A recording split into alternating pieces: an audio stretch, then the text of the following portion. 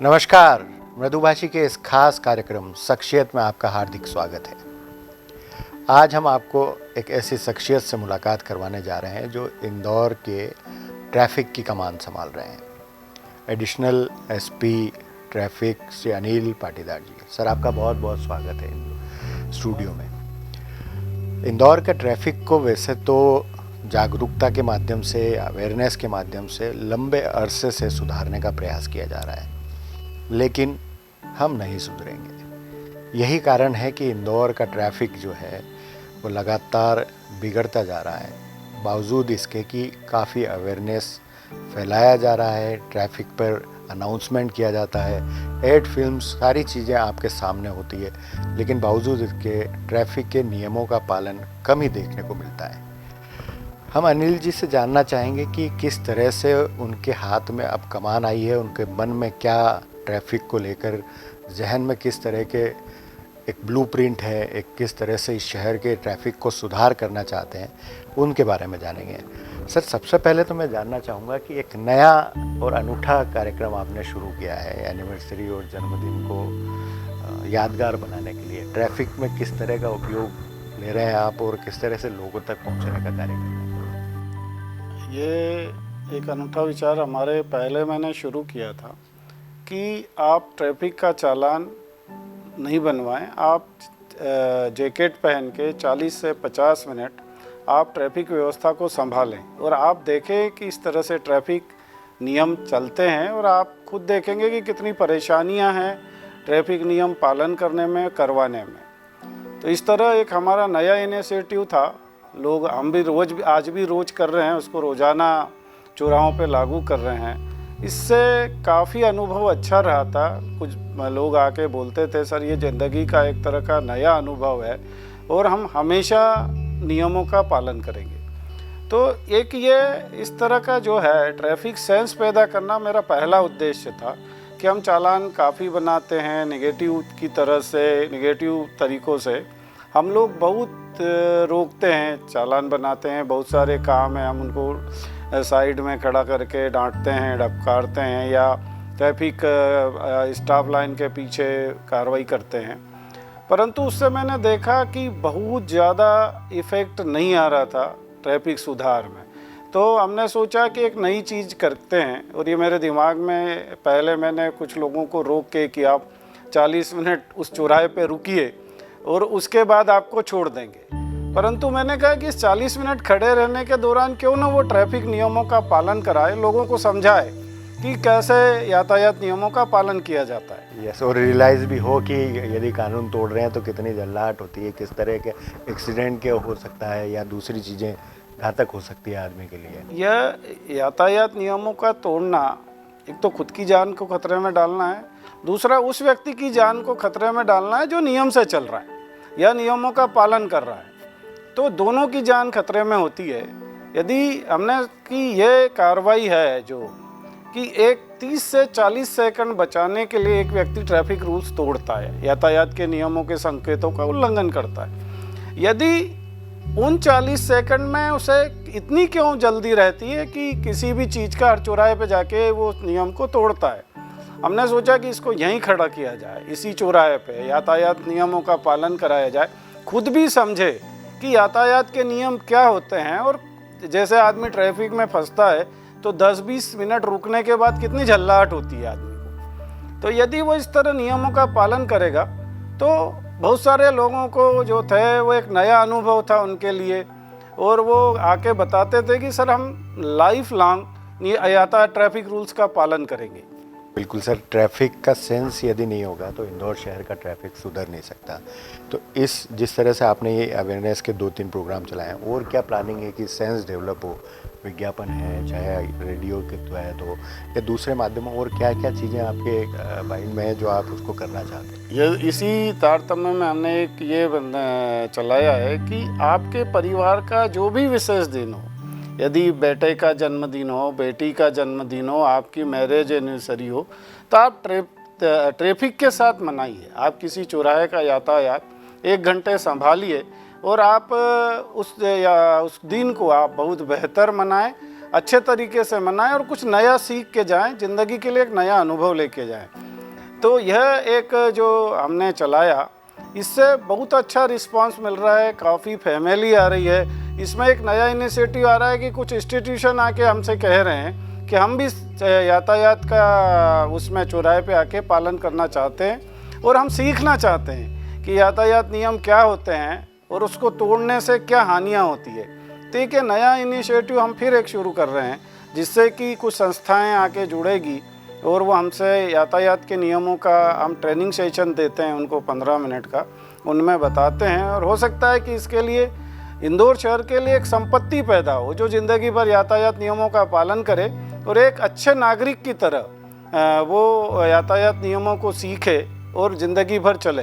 ज़रूर सर, एक अच्छा नागरिक यदि होगा तो वो सारे नियमों को फॉलो भी करेगा और उसके आधार पर ही शहर का ट्रैफिक सुधरेगा। लेकिन क्या सर ई चालान या सख्ती से या चालान या फिर डंडे के बल पे ही ये अवेयरनेस लाया जा सकता है, या दूसरे जिस तरह से आपने 2-3 सिस्टम शुरू किए हैं उस तरह से भी एक सुधार होगा, पर कितना लंबा समय? ये हमारी तरह की एक तो ई चालान है कि बहुत बार क्या है कि जब कोई हमारा चौराहे पे कोई कांस्टेबल नहीं है या कोई अधिकारी नहीं है तो वह उस तरीके से बड़ी तेज़ी से या यातायात नियमों का पालन नहीं करते। मुझे लगता है कि दोनों प्रक्रिया साथ में चला के हम ज़्यादा अच्छे तरीके से यातायात नियमों का पालन करवा थोड़ी सकते हैं। सख्ती भी हो, थोड़ा पुचकारा भी जाए, हाँ, थोड़ा दोनों awareness भी तरीके से लाए। एक सेंस पैदा करने के लिए पहले तो थोड़ी सी सख्ती की जाए कि उसे लगे कि हम आर्थिक रूप से मुझे क्षति पहुंचेगी या हमारा चालान बनेगा, तो वो आर्थिक रूप से भी नुकसान एक व्यक्ति को लगता है कि नहीं मेरा चालान बन गया या मुझे इस तरह से लग गया। अभी ई चालान जो बनते हैं, बहुत सारे लोगों के 50-50 चालान है ना, तो वो जब हम उसको बुलाते हैं तो वो एकदम से उसकी आंखें खुलती है और वो कहता है सर मेरे इतने चालान हैं। हम कहते हैं कि आओ तुम कैमरे में देख लो कि तुमने कितनी बार यातायात रूल्स को तोड़ा है। इससे एक ये है कि हम लाइसेंस कैंसिल कराते हैं उसका, आर्थिक रूप से क्षति के साथ यदि आपका लाइसेंस कैंसिल होता है तो ये भी आपके लिए बहुत बड़ी क्षति है कि आप गाड़ी नहीं चला पाते।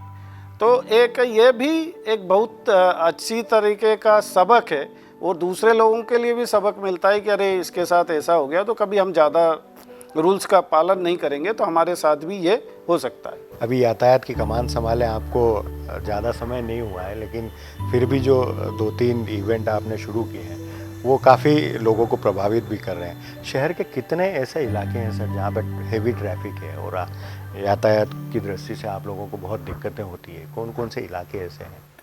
यातायात तो यूँ तो इंदौर के मुझे लगता है कि सभी दूर बहुत ट्रैफिक प्रेशर है, दबाव है रोड पे, क्योंकि इतने ज़्यादा वाहन रजिस्टर्ड हैं। यहाँ 19 लाख वाहन रजिस्टर्ड हैं लगभग, और लगभग 35 लाख जनसंख्या है, जिसमें एक मतलब इस एरिए से देखें या उस संदर्भ में देखें तो हमारे यहाँ का पॉपुलेशन के हिसाब से वाहन सबसे अधिक रजिस्टर्ड है। मध्य प्रदेश में तो सबसे टॉप है और मुझे लगता है कि इंडिया में भी यह कहीं ना कहीं ऊपर ही शहरों में आएगा जिसका ज़्यादा ट्रैफिक रजिस्ट्रेशन है। शहर का ट्रैफिक का बल कितना है? मतलब यदि तुलना की जाए जनसंख्या से, वाहनों की संख्या से और ट्रैफिक की संख्या से, तो कितना बल है और क्या आपको और बल की आवश्यकता होती है, या किस तरह का आप लोग प्लानिंग लेके चल रहे हैं कि बल कितना मिलना चाहिए और कितना अभी तक है? अभी हमारे पास जो सैंक्शन बल है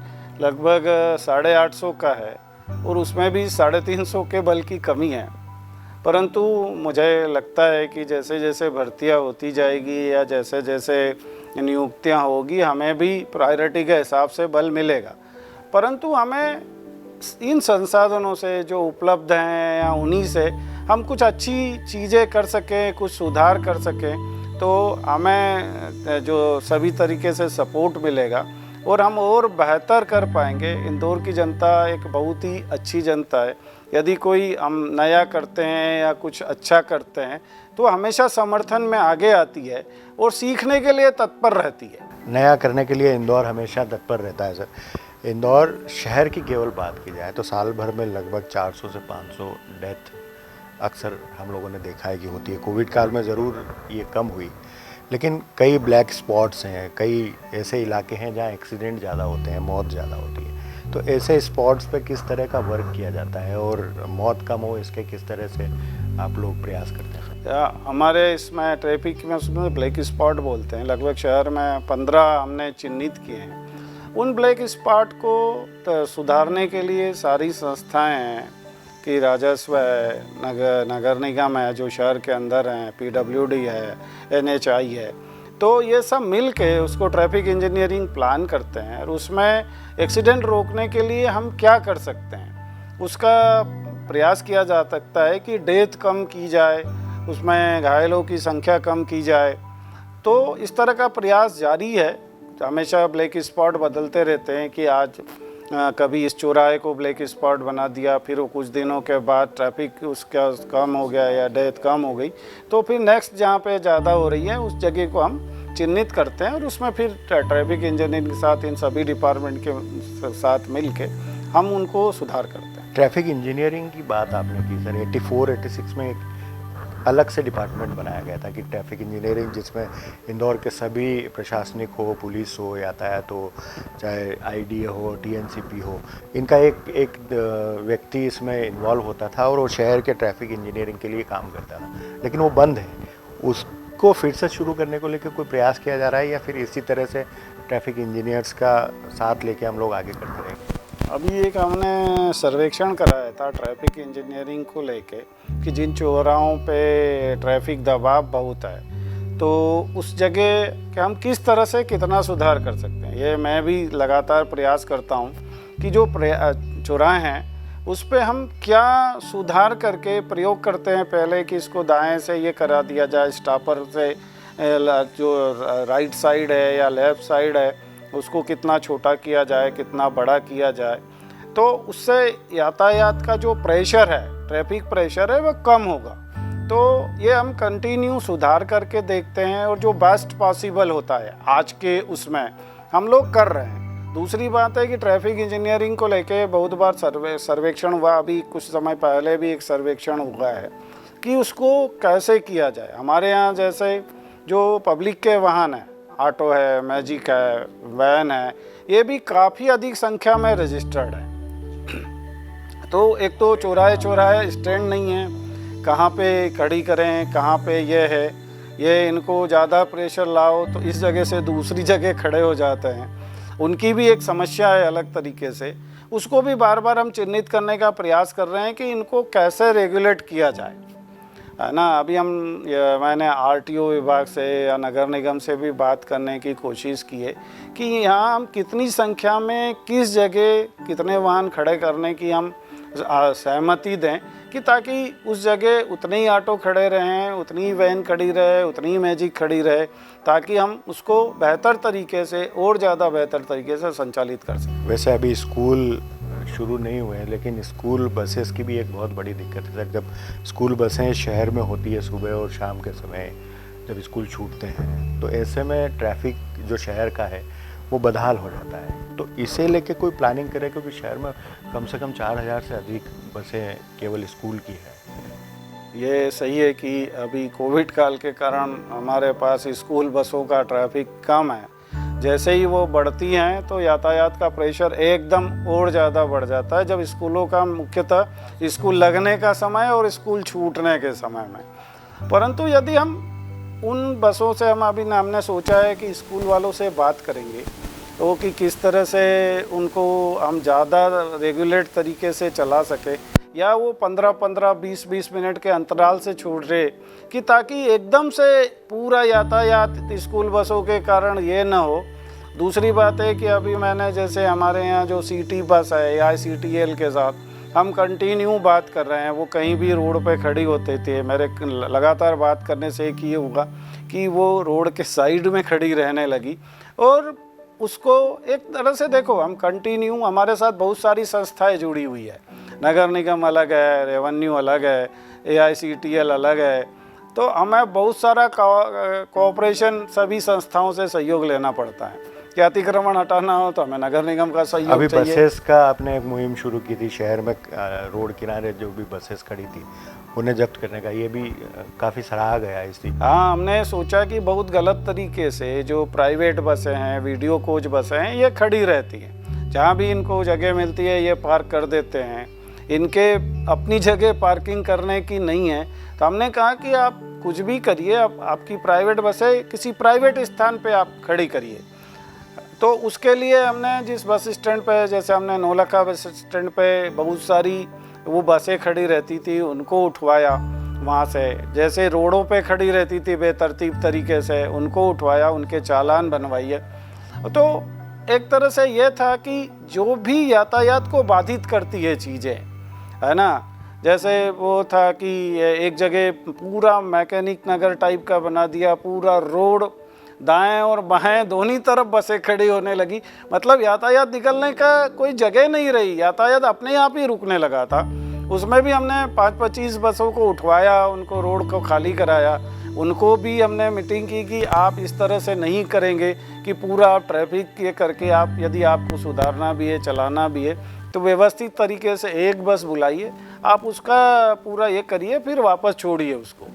तो इस तरह से हम काफ़ी प्रयास कर रहे हैं। हो सकता है कि कुछ रिजल्ट आए, और मुझे सोचता हूँ कि हाँ, हम कुछ कर पाएंगे आगे चल के। बिल्कुल सर, और इंदौर के यातायात के लिए कुछ बेहतर तो जरूर करेंगे। सकारात्मक प्रयास हमेशा रंग लाएंगे। 100% आपके जो भी सकारात्मक प्रयास है उसमें धीरे धीरे सुधार भी नज़र आएगा।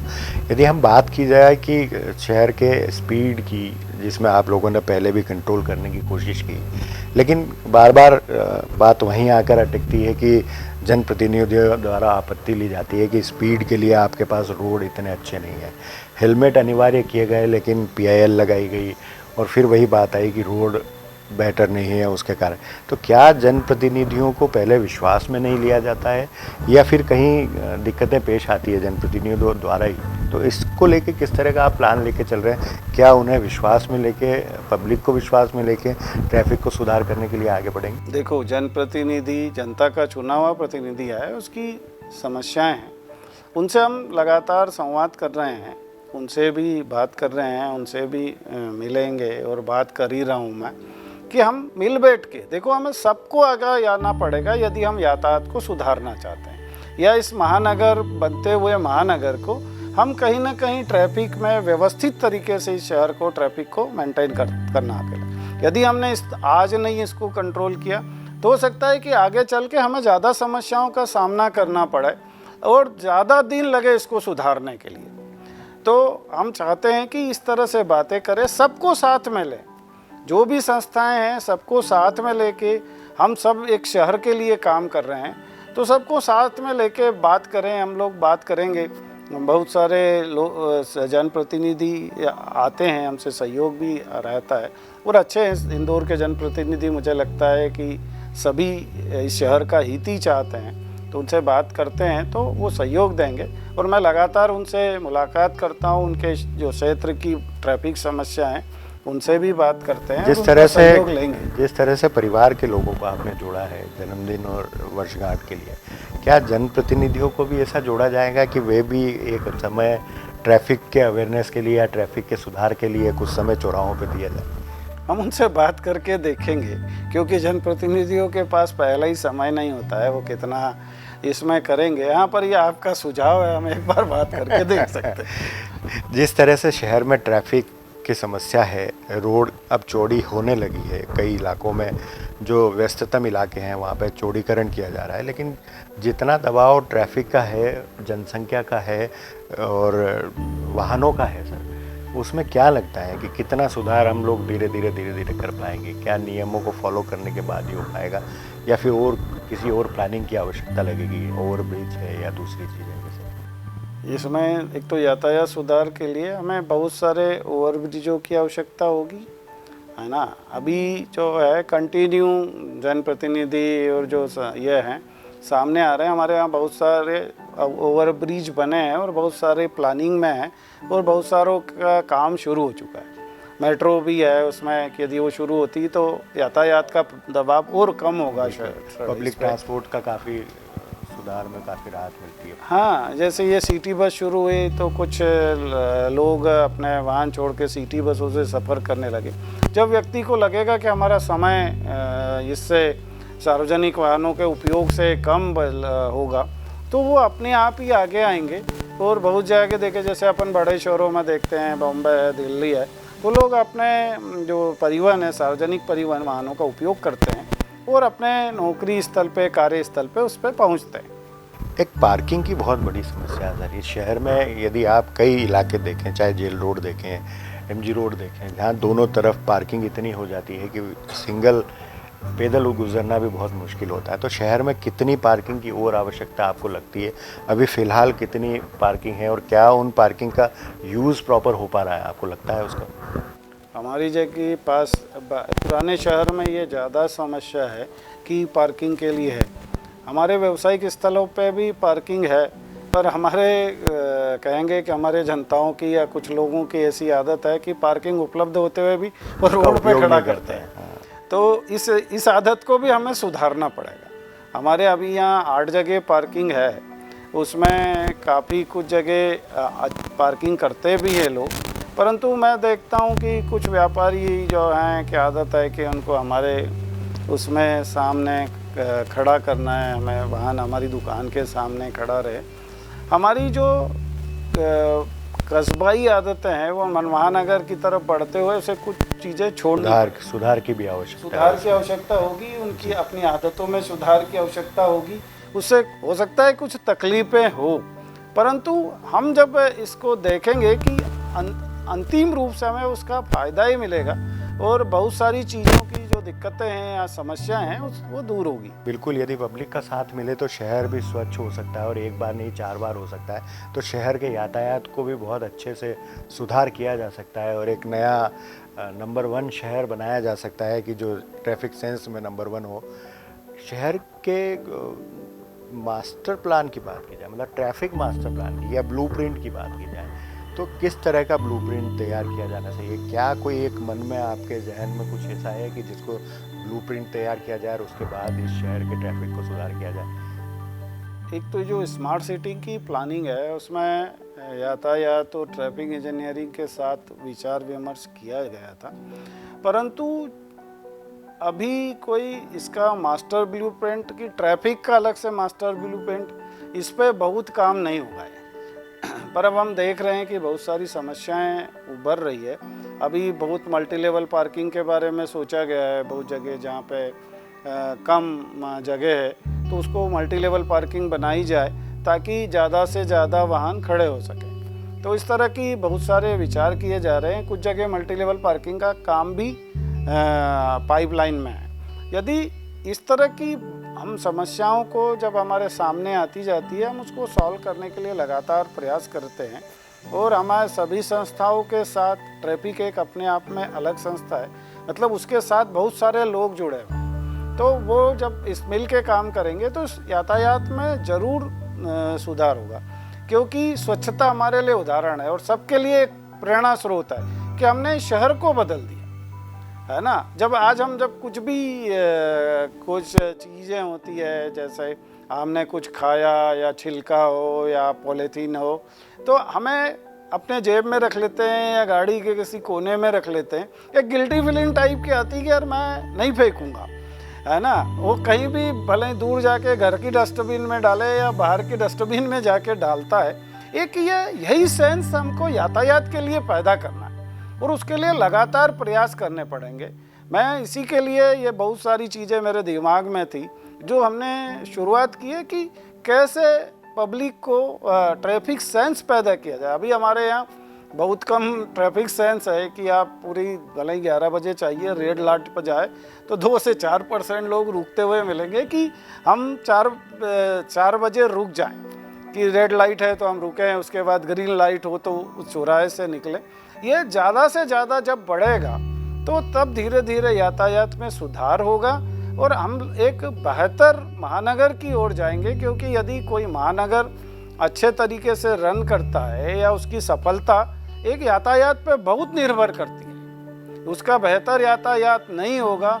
आज भी कुछ दोस्त आते हैं बाहर से या बात करते हैं, अरे इंदौर का ट्रैफिक, मतलब ऐसा बोलते हैं जैसे कि बहुत खराब व्यवस्था हो। स्वच्छता में तारीफ करते हैं, हाँ, स्वच्छता में उतनी तारीफ करते हैं और यातायात की उतनी गलत उससे देखते हैं। मैं चाहता हूँ कि ये जो है पूरा शहर के बारे में एक सिनेरियो चेंज हो कि हमारा शहर सब बात में बेहतर है। हम ट्रैफिक में बेहतर हैं, हम स्वच्छता में बेहतर हैं, हम पानी बचाने में नंबर 1 हैं। तो ये जो चीज़ें हैं कि हमारा शहर एक अच्छे शहरों में, देश के अच्छे शहरों में गिना जाए, कि पॉल्यूशन कम है। तो यही एक कामना है कि हम ट्रैफिक में बेहतर कर पाएँ, तो ये एक दिन ज़रूर सक्सेस होगी, सफलता मिलेगी, क्योंकि हम स्वच्छता में सफल हो चुके हैं, और एक बार नहीं 4 बार सफल हो चुके हैं। ट्रैफिक में भी सफल होंगे। यदि सकारात्मक और सही दिशा में फोकस से आपने काम किया तो हम शहर में यातायात में भी नंबर 1 कहलाएंगे। लेकिन एक ब्लूप्रिंट की बहुत आवश्यकता है सर इस शहर में। तो ये थे traffic additional SP Anil Patidar ji, जिन्होंने हमसे ट्रैफिक को लेकर कई बातें साझा की और ट्रैफिक के सुधार के लिए किस तरह के हम लोग प्लानिंग करके आगे बढ़ेंगे उसको आप लोगों तक पहुंचाया। धन्यवाद सर, आपने मृदुभाषी के इस कार्यक्रम में समय दिया, आपका बहुत बहुत शुक्रिया। कि आपने एक इस माध्यम से लोगों का जुड़ने का प्रयास किया। मुझे सबसे बड़ी बात है कि मुझे सब लोगों से बात करना है कि आप यातायात से नियमों का पालन करिए, देखो इस शहर में कैसे बदलाव आता है। बिल्कुल सर, यदि सकारात्मक और सही दिशा में कार्य किया जाए तो इस शहर के यातायात को सुदृढ़ और बेहतर करने में कोई नहीं रोक सकता। हम अगले कार्यक्रम में फिर एक शख्सियत के साथ आपको फिर रूबरू करवाएंगे। तब तक के लिए हमें आज्ञा दीजिए। नमस्कार।